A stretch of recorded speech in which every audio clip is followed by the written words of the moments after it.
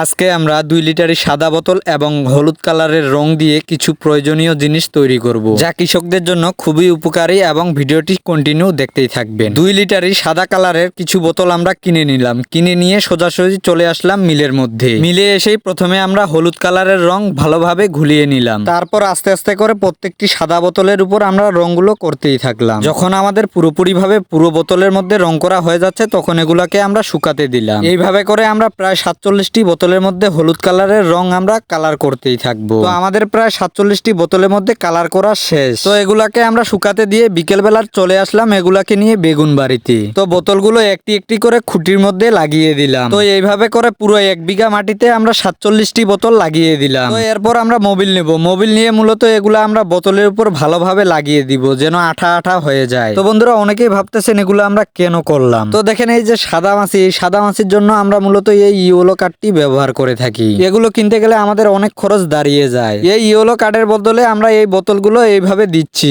যেন এর মধ্যে পোকাগুলো আটক হয়। তো বন্ধুরা আজকের ভিডিওটি এই পর্যন্তই। তো ভিডিওটি ভালো লাগলে অবশ্যই লাইক কমেন্ট শেয়ার করে দিয়ে পাশে থাকবেন আর অন্যদেরকে দেখার সুযোগ করে দিবেন।